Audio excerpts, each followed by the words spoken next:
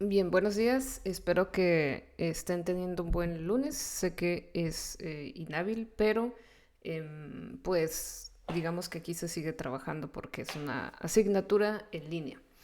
Em, bueno, lo primero que les voy a recordar es que sí es una asignatura en línea, pero en este caso no implica que simplemente les voy a dejar las actividades y que ustedes lo van a hacer sin una guía en específico. Esto lo digo porque sí me han mandado correos sobre lo que tienen que hacer, por ejemplo, para terminar la unidad uno. Bueno, poco a poco iremos trabajando en este proceso porque es un proceso largo. Si se los explico todo de un golpe, me parece que se van a perder. Igual se los voy a explicar. En la unidad uno, lo que nosotros teníamos aquí, por ejemplo, teníamos la forma el formato del trabajo final. La idea es que, bueno, lo moví a recursos de apoyo, pero la idea de la estructura del trabajo final es que ustedes tengan más o menos esta noción de lo que van a hacer y si ya saben más o menos cómo se hace un trabajo de este tipo, eh, pues que lo puedan ir haciendo. Lo otro que es muy importante es que debemos distinguir, saber distinguir qué es un texto, por ejemplo, académico, cuál no lo es, entre otras cosas, ¿no? Y por eso me parece imprescindible que ustedes revisen cuáles son los tipos de textos académicos que está aquí en su carpeta de libros para el curso y que sí revisen, por favor, cuáles son los tipos de textos que existen y cuáles son los que nosotros, como académicos, como licenciados en docencia, somos parte de esta parte académica, ¿no?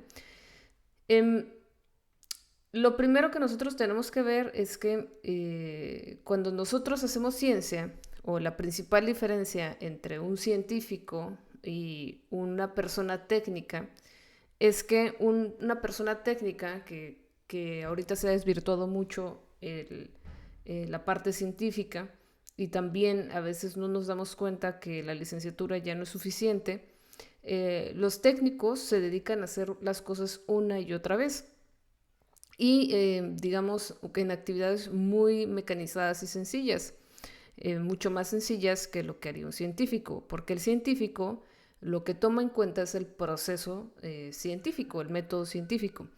Y si nosotros nos acordamos de qué es el método científico, eh, voy a poner acá, método científico, y vamos a ver la imagen. Sabemos que nosotros tenemos que pasar por un proceso. Este proceso es la observación, el planteamiento de la pregunta, de lo que estamos observando. Si nosotros, por ejemplo, observamos un problema, como les había comentado, en la universidad, o observamos un problema en la secundaria, en una preparatoria, en cualquier tipo de instituto, lo vamos a observar a partir de todo lo que tenemos como experiencia. Es decir, hay un proceso en el cual nosotros tenemos que tomarnos el tiempo para saber cuáles son los problemas o los posibles problemas que hay en ese lugar, para luego plantearnos una pregunta, tratar de responder esa pregunta, que esa es la hipótesis, hacemos un diseño que hasta ahí nos vamos a quedar, por ejemplo, en esta asignatura, porque nada más es hasta el diseño. Hacemos un diseño de la investigación, es decir, lo bosquejamos, cuáles son los pasos, cuáles son los tiempos, cuánto tiempo nos vamos a llevar en entrevistar, en hacer un cuestionario, en X y Y, ¿no? Tenemos una serie de procesos que hay que hacer y sobre todo que después de que se recopilan los datos, el análisis de datos digamos, bastante largo, porque hay que tener mucho cuidado con lo que decimos. Y ahí entran los principios éticos. ¿Cómo analizamos los datos? ¿Qué queremos decir? ¿Y hacia dónde vamos a decir este tipo de cosas? Justamente uno de los problemas que hoy en día tenemos en cuanto a ética en las redes sociales es que ya no hay ningún tipo de razonamiento ético sobre lo que se dice, sino que simplemente se dice argumentando que hay una libertad de expresión. Y sí, tenemos libertad de expresión, pero siempre tenemos que pensar en consideraciones éticas sobre lo que decimos, y cómo vamos a impactar a los demás. Caso, por ejemplo, el de Temach, este influencer que se ha dedicado a, digamos, a tratar de recuperar la figura masculina, lo estoy diciendo bonito, o bien podemos también ver ejemplos en la película de Oppenheimer, en la Segunda Guerra Mundial. Podemos ver situaciones también de ética en 1968 con la matanza de Tlatelolco, cuando los intelectuales, literatos como Gabriel García Márquez, Carlos Fuentes, entre otros, Elena Poniatowska incluso, que últimamente la están celebrando mucho, pues también recibieron aportaciones del gobierno y subsistieron y fueron los intelectuales de su tiempo gracias a la subsistencia del propio gobierno. Entonces se va haciendo muy complicado el tema ético, incluso, por ejemplo, mi tema que son los exámenes de ingreso a la universidad, que a eso me dedico actualmente, y entre otras muchas cosas, hay que cuidar bastante la seguridad del examen, el que no se roben el examen, el que el examen no haga preguntas sesgadas, que tenga, por ejemplo, sesgo de género, ¿no? Como también se ha platicado mucho de ChatGPT, hay pláticas sobre el sesgo que tiene, racial, de género, etcétera. Porque cuando nosotros buscamos una imagen de mujer, de hombre, hay una imagen pues muy predeterminada por la base de datos, ¿no? Por ejemplo, si buscamos a una mujer, vamos a buscar lo que la mayoría quiere ver. Vamos a encontrar lo que la mayoría quiere ver. En general, son mujeres bastante blancas, si se dan cuenta, ¿no? Eso es un ejemplo muy sencillo. Igual si yo pongo la manzana, pues me va a aparecer lo que la mayoría pone o lo que sube, ¿no? Que es una manzana roja. Y eso se le llama sesgo, ¿no? Eso lo aprendimos en lógica, lógica formal, informal. Y pues de eso tenemos que tener mucho cuidado. Entonces, recopilamos, analizamos los datos, llegamos a conclusiones y cuando nosotros llegamos a conclusiones y tratamos de comunicar los resultados, pues tenemos que hacerlo de la mejor manera, tenemos que ser muy cuidadosos, cautelosos en lo que decimos, cómo lo decimos, para qué lo decimos y qué se propone.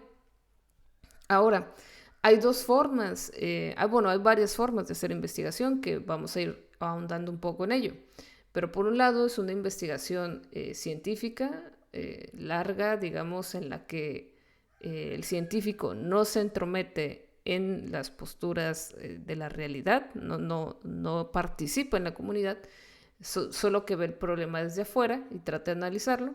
Y está el de intervención, que no es un tanto como tal científico, porque la intervención lo que hace es tratar de intervenir en un momento determinado y cuando nosotros intervenimos ya estamos sesgando también un poco la investigación, entonces no es una investigación como tal, porque hay sesgos, hay subjetividades, hay emociones, ¿no? Y muchas otras cosas.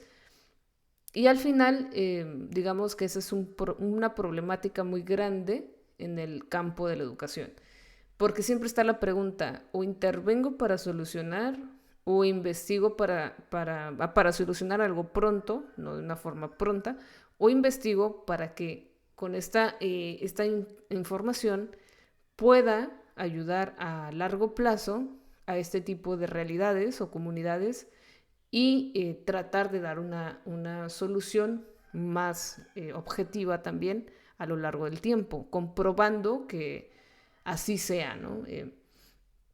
Entonces, pues eso es lo que nosotros tenemos que ver primero de la ciencia y lo que no es la ciencia. Bueno, entonces esta estructura del trabajo es la estructura final, pero lo vamos a ir haciendo poco a poco, ¿bien?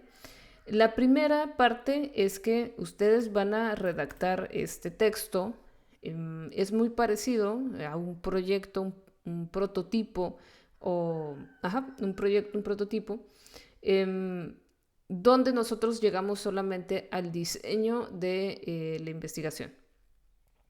Para esta investigación vamos a elaborar una introducción, pero como sabemos en redacción, ¿no? Si hicimos caso a las clases de redacción, La de introducción se hace preferentemente hasta el final. Podemos hacer un bosquejo al principio, pero no ayuda mucho que lo hagamos al principio, ¿bien? Tenemos que tratar de dejarlo hacia el final. Vamos a elaborar antecedentes, ¿no? Y vamos a partir primero de algo que se llama objetivos y preguntas de investigación. Aquí tenemos las preguntas, que es lo mismo del método científico, y vamos a tener los objetivos. Entonces, todo este texto se conforma de introducción, antecedentes, que los antecedentes de investigación son prácticamente todas aquellas investigaciones que se han realizado conforme a mi pregunta de investigación, es decir, que sean similares a lo que yo he investigado y que pueda tener antecedentes. Por ejemplo, si mi investigación es sobre el amor, ¿no? Y cómo las personas en realidad tienen 9 meses de enamoramiento, que eso, bueno, es una investigación publicada hace mucho. Y estos 9 meses de enamoramiento que se dan más en el hombre es porque son los 9 meses en los que se embaraza la mujer y procura estar a su lado. Entonces, el enamoramiento que se da en una relación de noviazgo, sobre todo en la adolescencia y la juventud, se da en los primeros 12 meses, que conlleva a todo este proceso de poder engendrar un hijo, una hija, ¿no? Entonces, yo puedo estudiar y decir, bueno, ¿qué se ha investigado acerca del enamoramiento? De este tipo de enamoramiento y el plazo que tiene el hombre específicamente en una relación heterosexual para poder quedarse en esa relación, ¿no? Y bueno, puedo tener varias investigaciones de Brasil, de México, diversas de México, ¿no? De diversas universidades, y aquí lo puedo ir colocando, esos serían los antecedentes. En el marco teórico serían todos estos conceptos y teorías que nosotros podemos agregar, tener, para poder ahondar en nuestro estudio. Por ejemplo, si yo aquí tengo una teoría de la nueva biología, la nueva ciencia biológica, ¿no? Tengo otro tipo de teorías relacionadas con la biología o relacionadas con la psicología, cognitivismo, no sé, teorías conductuales, etcétera. Aquí es donde va a ir. En este apartado es donde va a ir todos estos conceptos. Por ejemplo, si voy a hablar del amor y del enamoramiento, pues tendría que definir qué es el amor, qué es el enamoramiento, según qué autores, etcétera. Y la justificación, aquí hay diferentes formas de elaborar justificación. Hay incluso muchas disputas entre los propios doctores y académicos sobre cómo elaborar una justificación. Hay varios modelos, les voy a enseñar alguno en específico. Y en la justificación se tiene que describir en este modelo que yo estoy presentando, ¿no? Siempre hay discusiones al respecto. ¿Cuál es la relevancia educativa, beneficios potenciales y contribución a la investigación existente? Eso es lo único que harían en la justificación. Y aquí ya les coloqué cuántas páginas se van a elaborar de cada apartado. ¿Para qué? Para que para ustedes sea sencillo realizarlo y entender de forma básica cómo es una investigación.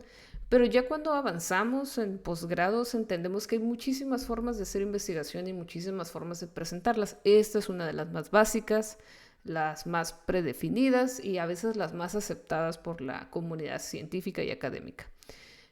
Pero hay muchas formas de presentarlo, algunos lo hacen más cortos, otros lo hacen en una introducción enorme. Ya dependerá de cómo queramos abordar este tipo de investigación. Y ya tendríamos que tener criterio para saber si tenemos todo o no. En fin, son muchos detalles, ¿no? Las preguntas de investigación. Aquí yo lo que les recomiendo siempre es que las preguntas y el objetivo lo hagan al mismo tiempo, ¿bien? Porque, perdón, iba a estornudar. Porque la pregunta es un seguimiento al objetivo general. Bueno, voy a ir a un recurso que les estoy colocando para la semana 2. Aquí en la semana 2 pues van a ver mi video. Este recurso son las normas APA de la 7ª edición para cómo elaborar un trabajo, un proyecto, ¿no? APA, recuerden que hay normas APA, pero también hay normas MLA, hay norma Chicago en educación, psicología, ciencias de la comunicación, E incluso en sociología se suele utilizar más APA, formato APA, de la Asociación de Psicología Americana. Sin embargo, hay muchos otros formatos, o sea, no solo está el APA o la APA, eh, sino que hay otros formatos que se pueden seguir, pero este es uno de los más aceptados. Bien, dentro de esta presentación, ya en el slide, aquí está, en este slide, nosotros vamos a ver la pregunta de investigación. Bien, la pregunta de investigación tiene que ver con el objetivo. Vamos a hacerlo por una explicación breve. El objetivo se tiene que conformar del qué y el cómo y el para qué. ¿Qué voy a hacer? ¿Cómo lo voy a hacer? ¿Y para qué lo voy a hacer? Para ello, tengo que hacer caso a algo que se llama la taxonomía de Bloom, o bien la más actualizada, que es la taxonomía de Anderson y Krathwohl del 2001, y que es una taxonomía remasterizada, reformulada de la taxonomía de Bloom, que ya es bastante viejita, creo que es más allá del 80. Y vamos a abarcar estas tres preguntas, entendiendo que las preguntas de investigación más básicas de todas estas ciencias de investigación es el qué, cómo, para qué, cuándo, dónde, por qué, con quién, para quién, ¿no? Entonces, esas son las fórmulas básicas de preguntar, sobre todo si estamos investigando una infidelidad, si están investigando lo que ustedes quieran, si están investigando Belinda y a Nodal, si están investigando a Shakira, si están investigando a lo que ustedes quieran, ¿no? El qué, como les digo, tiene que estar basado en un verbo de la taxonomía.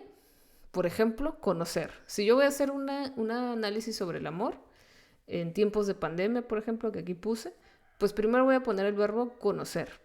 ¿Qué voy a conocer? Los gustos musicales de los alumnos de docencia. Bueno, ¿cómo lo voy a hacer? A través de una encuesta para comparar los resultados, ¿no? ¿Para qué lo voy a hacer? Para comparar los resultados. Esto es una formulita que ustedes pueden seguir para hacer una investigación de forma básica. Conocer los gustos musicales, ese es el qué. A través de una encuesta, ese es el cómo. ¿Para qué? Para comparar resultados. Bueno, eso es una fórmula básica. Y quizás eso de para comparar resultados no sea suficiente. Pero bueno, también puedo poner analizar el amor en tiempos de pandemia. ¿Cómo lo voy a analizar? A través de una encuesta. ¿Para qué lo voy a analizar? Para comprender cómo serán las uniones de esta nueva generación. Es una investigación muy sencilla, muy básica y es una pregunta que podría ser un poquito más compleja que esto, ¿no? Incluso podremos llegar a decir que quiero evaluar el amor en tiempos de pandemia. Evaluar ya implica que yo conozco diversos procesos en los que ya conozco constructos, conceptos, en los que me podría apoyar para hacer una investigación. Si voy a evaluar, que es un verbo más alto cognitivamente, entonces yo lo que tendría que hacer es hacer un rangos de qué tanto, no sé, qué tanto ama o cómo se dan estos tipos de enamoramiento. Todo dependerá qué es lo que quiera saber del amor en los tiempos de pandemia. Entonces tengo que ser más específica.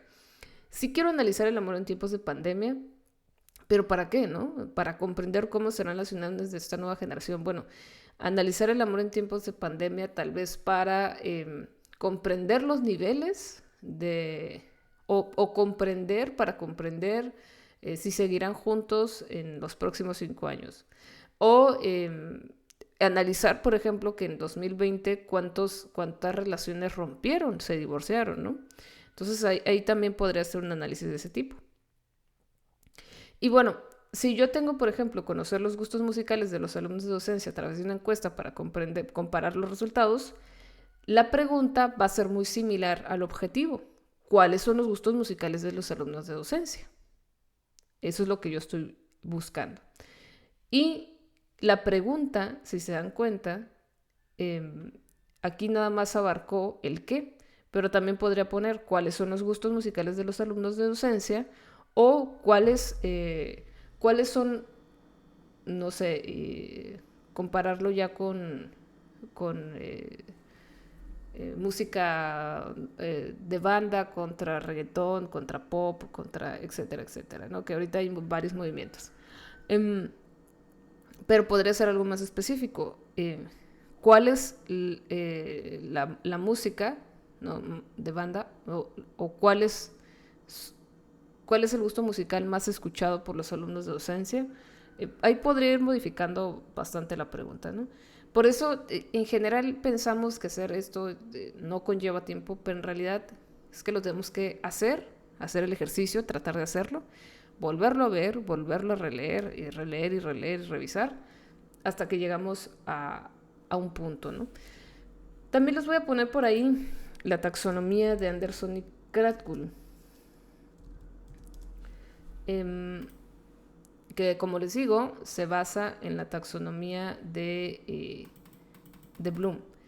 Y esta taxonomía, para que comparen, de Bloom, es un poquito diferente a la taxonomía de Bloom.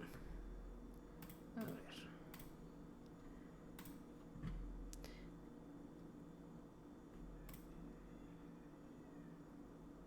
Bueno, es un poquito fea.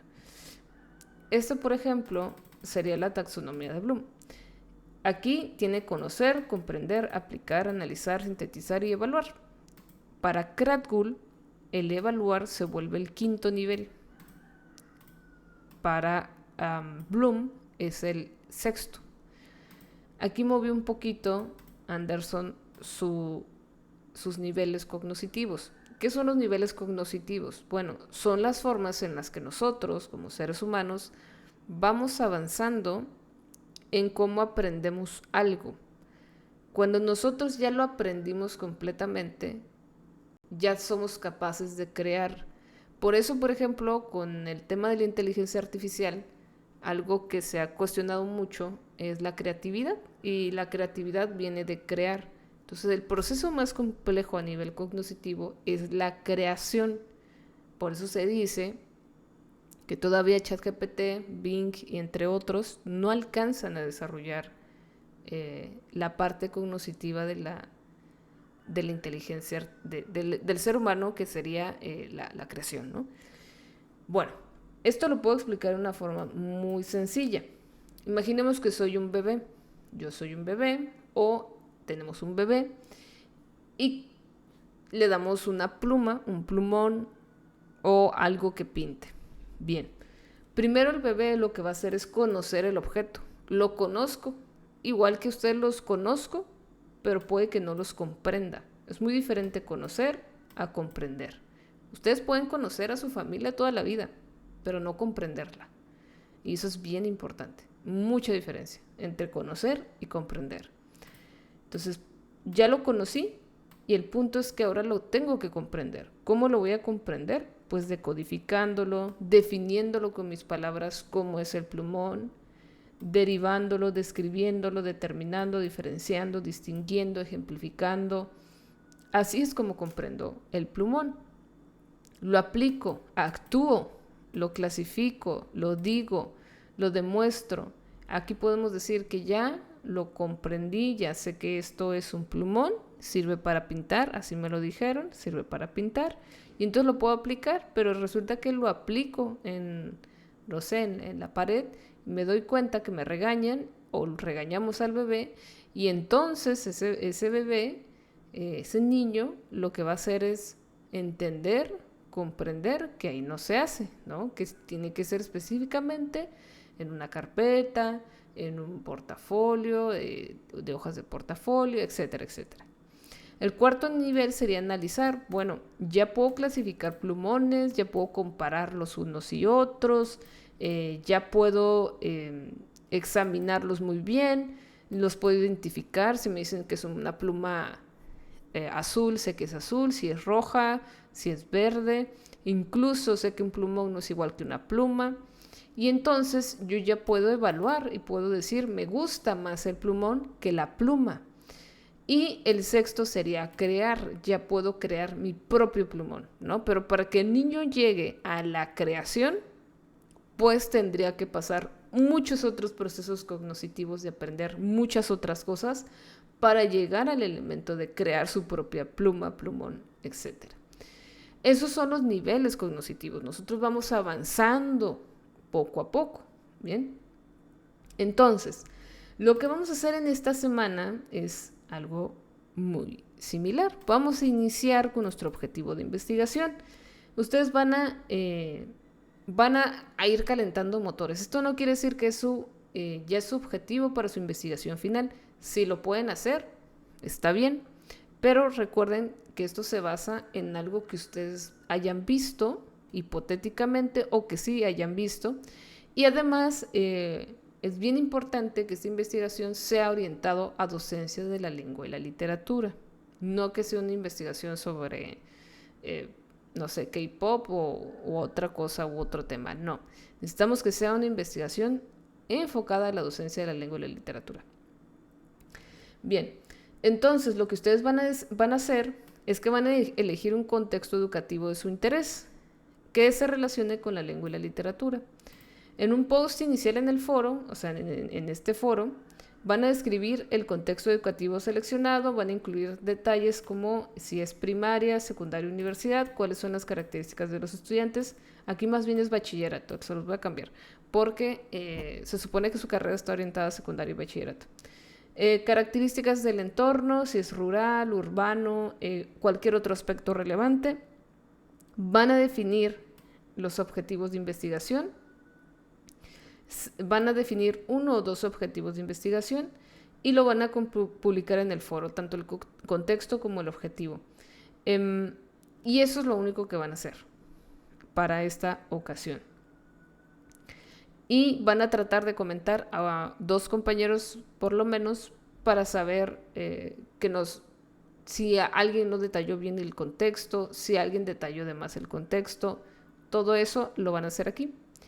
Es muy importante para ello que ustedes lean el texto de la clase de la unidad 1, que es la guía, que son los fundamentos. Ustedes van a leer, y ahorita se los voy a poner ahí en el foro, de todas maneras ya lo van a ver. Van a leer de la introducción hasta la parte 1.4, hasta la página 13 me parece, sobre cuál será el producto de la clase, final. Esto no quiere decir que lo vamos a hacer en la unidad 1 ya.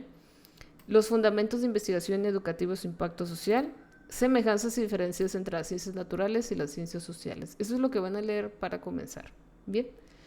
Si tienen dudas, comentarios que sean generales, no sean tan personales, pónganlo aquí mismo en la semana 2. Me ayuda para que los demás puedan revisar lo que ustedes tienen de dudas y así tal vez otro que tenga la misma duda la puede despejar. Bien. Pues nada, espero que tengan una buena semana y nos vemos.